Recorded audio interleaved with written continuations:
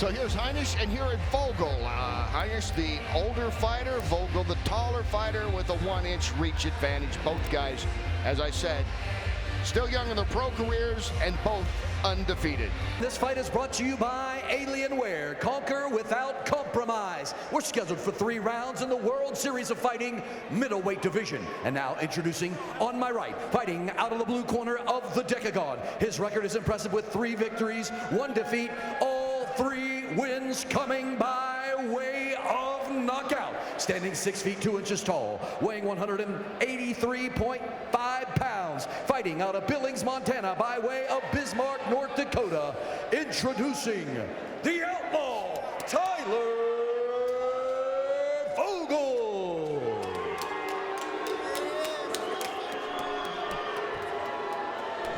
And now, his opponent across the Decagon, fighting out of the red corner. His record is perfect with 4 victories, no defeats, standing 5 feet 11 inches tall, weighing 185.5 pounds, fighting out of Inglewood, Colorado, by way of Parker, Colorado, presenting Ian the Hurricane Heinisch.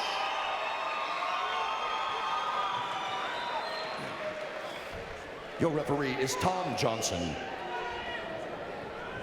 All right, Joe, you ready? You ready, man, Tyler? You ready? You ready? Are you ready, Tyler? Are you ready, Ian? They're ready to go. Middleweight scheduled for 3. The favorite of the crowd in the black and gray, Ian Heinisch. And Vogel obviously has picked up a couple other fights since that record was first published. They had him listed at 3-1 coming in. Well, Heinisch comes right across the cage that Vogel was saying this is my side of earlier. He's not protecting his ground right now. Right now, as we go through what we call the feeling out process, apparently Heinisch's way of feeling it out is to storm across and start throwing punches. Now Vogel's found a little range. Vogel figures he better. Flying in there was Heinisch. The crowd liked it, just missed. Yeah, that was very close. I couldn't tell what he was doing. It looked like he was going left. He went right. Got the double leg, sets him right down on the canvas. You know, Kenny, that's very effective. You push a guy into a fence, it doesn't matter how good of a wrestler he is, when there's nowhere to go, it's a great time to just drop down, pick those legs up, and dump him. Vogel not content with it. Vogel popping right back up to his feet. This is really good to see. This is what an athlete needs to do. He's got to get back to his feet, force the wrestler, force the guy looking for the takedown to burn some energy.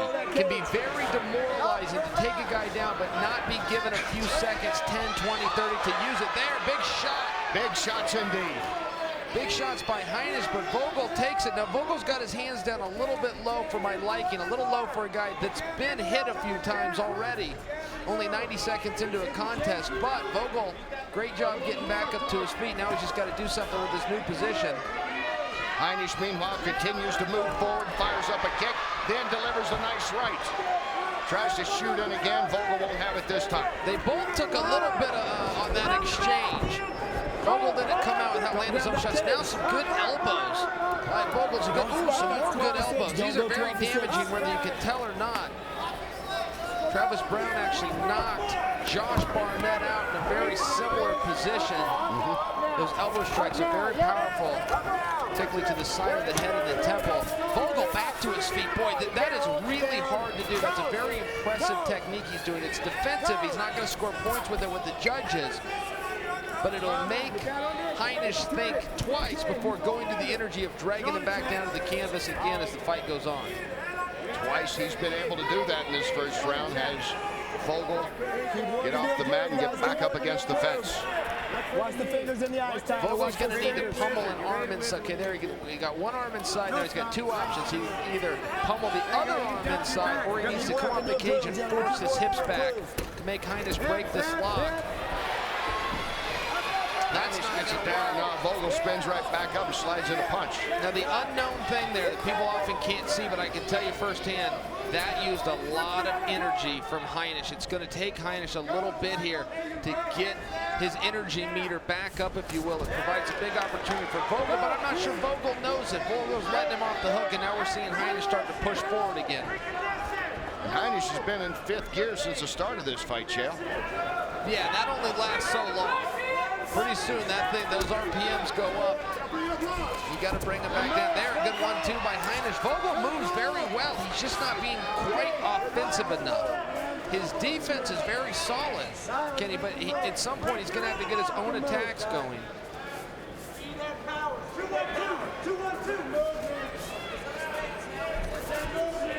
Heinisch once again pushes the action. Heinisch, good level change there. Got Vogel to drop his hands. Came back upstairs, hit him with a jab right in the middle of the face, right on the nose. Again, Vogel keeps very good position. He stays very composed, but he's not offensive enough. He's not throwing very many attacks. He's just watching out for Heinisch's attacks. And Heinisch has been bringing it to him under a minute to go here in round one. It's been Heinisch, the aggressor, since the get-go.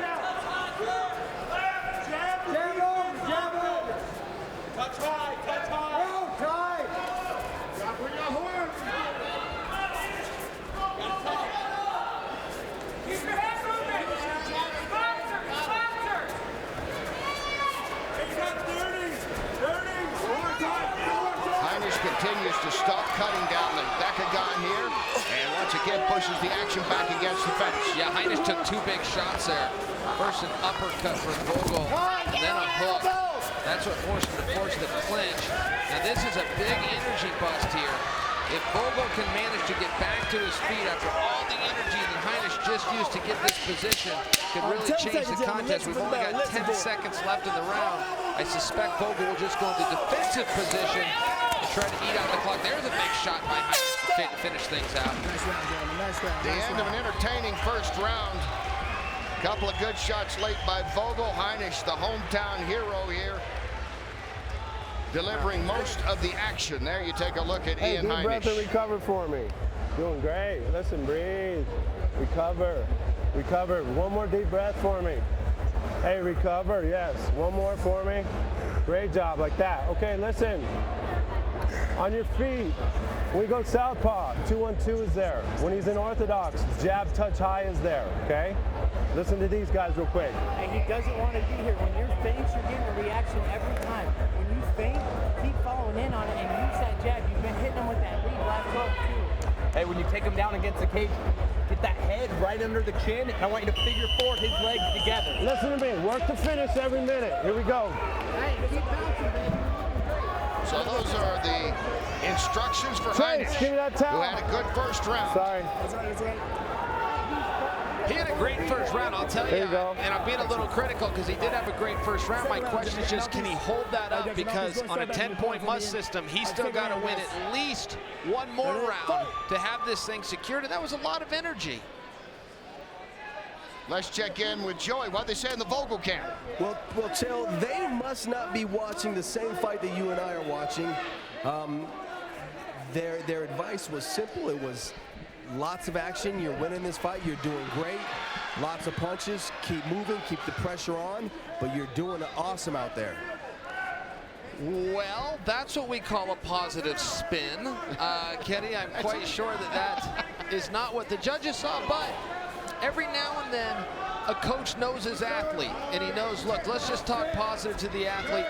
Most people want straight talk. If that was an attempt of straight talk, I think that they're watching the wrong contest. Affirmation. I am somebody. That's right. Heinisch coming back out. He's still standing his ground, but I am noticing his hands are dropping just a little bit. Heinisch has fought an excellent fight. I just can't help but notice the output and the energy level that he used in that first round, and I'm wondering if he can keep it up. Right there, good fake by Vogel to a kick. Heinisch says, good idea, and returns one of his own. And with Vogel, he did deliver his best two punches late in that first round. Again, back to the legs. Heinisch comes back, fires up a kick, just misses with it up high. One thing that Heinisch has done great is when he's hit, he responds. He has not allowed Vogel to get any free shots in all night. Whether Heinisch's energy is going down or not, if he is attacked, he will attack back.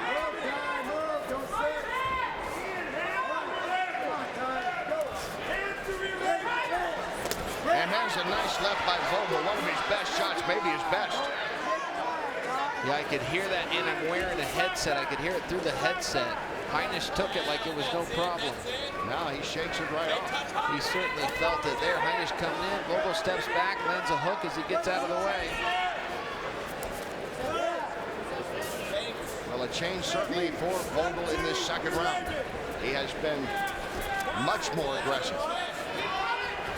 Well, he's really finding his range well. I think he needs to put a few more attacks on his combos. We've seen one attack at a time, sometimes even two. I think Heinisch is ready for a 3-4-5 punch combo again by Vogel. One attack and he stops. That if one lands, so will the second. If the second lands, so will the third. He just got to get a little bit busier with his volume as Heinisch stalks him down. It has been a one-strike attack here for Vogel.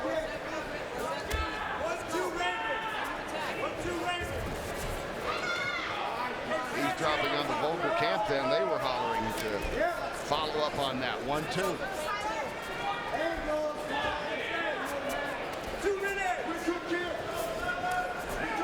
Vogel reaching out, fires out the kick, spinning back kick. Vogel trying to measure off Heinisch. Heinisch was at such a pace in that first round. Yes, it has slowed a bit. It almost had to. It almost had to. Yeah, we haven't seen any takedown attempts here by Heinisch. When he gets hit, he fires back, but he hasn't been the one to initiate any exchanges right now. He's very countered. However, with 90 seconds left in the round, I think we've almost got a draw here. Heinisch could still come in and win this, and Vogel could still come in and win this. And this round matters. Vogel can't let this slip away and go to Heinisch. He's got about 75 seconds to prove to the judges that he deserves the second frame. But he's going to have to put a combination together. He can't just use it with one attack and back away like we're seeing right there. Now shooting in is Heinisch. This is going to be telling. This could change the whole round, at least this part of it. He gets the takedown. And he lands in half guard. Right now is where Vogel needs to move. He's got the fence to help him should he need it if he wants to put his back on it. Vogel was very good in the first round. Not once, not twice, but 3 different times of scrambling and getting to his feet, which I contend is what has slowed Heinisch down here in the second. It's just a lot of energy. Vogel needs to implement that now. He's got 30 seconds left. Watch the eyes, Ian. Watch the eyes. And Heinisch, like you said, that takedown, you know that's in the judges' minds. Chael now, after Vogel had delivered the best strikes, just never got the combinations in early in this round. Yeah, that's right. And Vogel, we're hearing there's 10 seconds left. He's going to be content to just hold on. And now he's really got to hold out for hope. And hope isn't a great strategy as he moves into round 3. He's going to need a finish, in my opinion. Now, we heard from Joey earlier that Vogel's corner doesn't agree with my judging on this, but I believe he is clearly down 2 rounds, and he's got to get a finish. Let's listen in and see what they say at Vogel camp. What I talk about every night is the technique that wins fights, not the power and the athleticism. That's all gone now. Now it's whoever lands more strikes, okay? Repetitive motions. Just think of Mikey, 35er, lighten you up with everything he's got. Doesn't have to hurt, but you got to score, okay? You're going to score big to set up your power. Your overhand left's there all day if you put a stiff jab in front. Now here they are in the corner of Heinisch. Feint that big left hook. Because now that we're calling for it, you feint, even if you throw that hook, you move to your right, bring that right. Hey, peel those hands off the back of your head and pop. Hey, hook is there. Ready for the third and final round. Ian Heinisch on your right. From right here in the Denver area, has a big following here. He's trying to go to 5-0. Tyler Vogel in from North Dakota. And trying for his 4th victory. And here they go. I didn't hear the corner of Vogel saying, I heard him say throw more strikes, but I didn't hear them say you got to finish this fight, Chael, which I thought they might tell him. Yeah, even right now, look, we're seeing Vogel who's fighting a good fight, but it's still one attack, move your feet. If the first one, there again, one attack, which found its target, but no follow-up. That first attack is just to find your range. If you touch the target, you got to follow up. So one thing he isn't doing. Shooting in is Heinisch. And Vogel able to spin away. and get right back up and deliver a good knee. Oh, and the referee is saying that Heinisch's knee was down. That was very close. That was bang, bang. Can't deliver a knee to a man who has his knee on the ground, but did he have it on the ground? Tim Johnson. Oh, he is going to take a point. Yeah. 1 point, knee to the head. Knee to the head. 1 point, You know, I respect that call right there.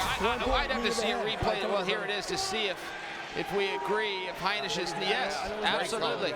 Great call by Tom. But the point is, if the guy's knee is down, why warn him? Why, look, if you broke the rule, it should cost you a point. I really respect that call by a referee.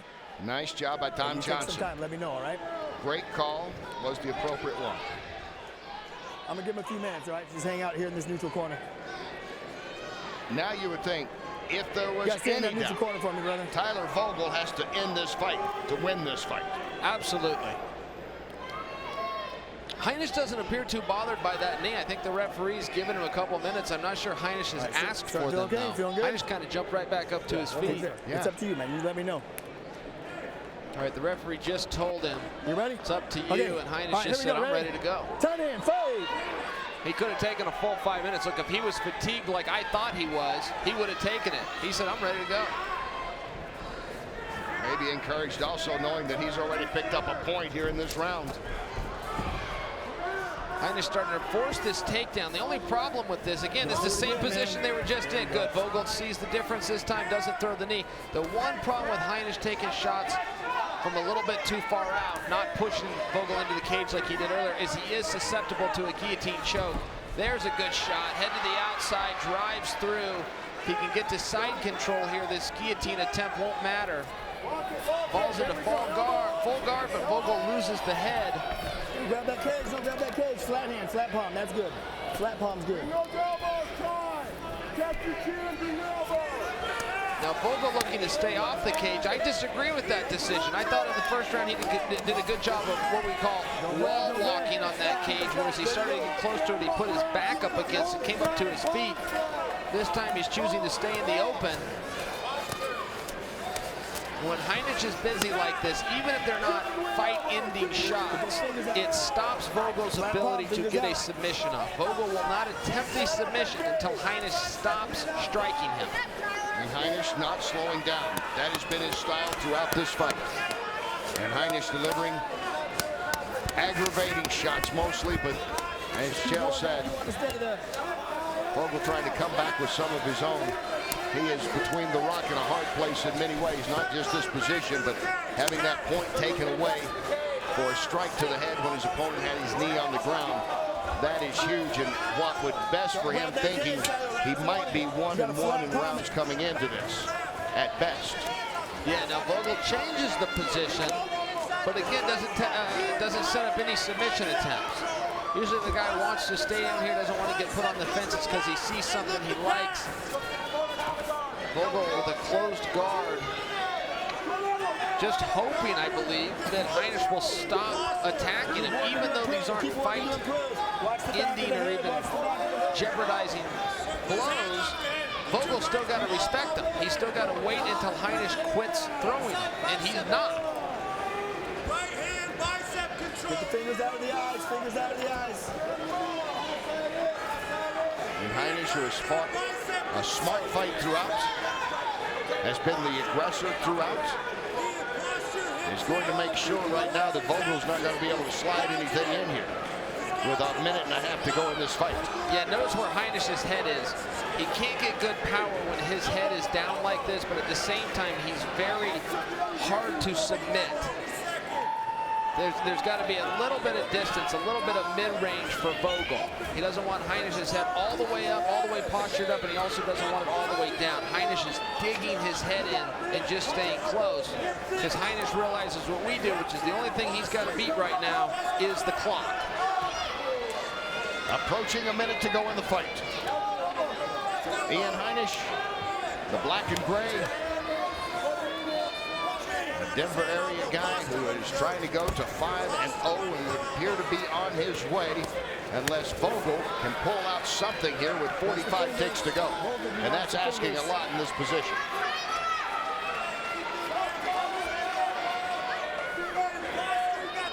Heinisch Heinisch smartly giving him nothing. Yeah, Heinisch is the definition of a grinder in this round. He brawled one round, he used finesse around, and in this round he's absolutely grinding, keeping his head down and staying very busy. Referee hasn't even warned him about inactivity and bringing them to their feet. The crowd hasn't got a bit restless, and you and I haven't been left with something not to talk about. Heinisch has stayed active this entire contest and just didn't give Vogel an opportunity. Right there was a Hail Mary attempt at an armbar, and frankly, the technique was excellent on Vogel, but he was a little late. And the crowd, most of them cheering for Ian Heinisch as he goes to the corner where his camp thinks that he has won this fight, and probably with a unanimous decision. Vogel's best strikes came in the second round, but Chell, as you mentioned, never had a follow-up. There were no combinations. There was no combinations. He would touch him. You know, anytime you touch a guy, you're just looking to find out where he is. That first one is just to find your range, whether it's a jab or a kick. Well, once that lands, once you know where your range is, that's where you come in with the power, and then you follow up with that and start all over again. Get 4, 5, 6 shots in if you could. Vogel did a great job. He didn't throw very many air balls. Every time he looked to touch something, he touched it, Kenny. It was just the problem was with the follow-up. He learned his range. He sized his opponent up, but then he didn't attack.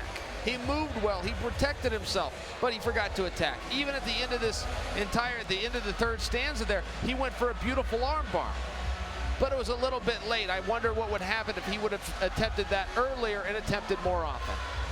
It was Ian Heinisch coming out early in this fight, buoyed no doubt by the fans that are here cheering him on, and had Vogel on the defensive most of the first round, and then closed out strong as well.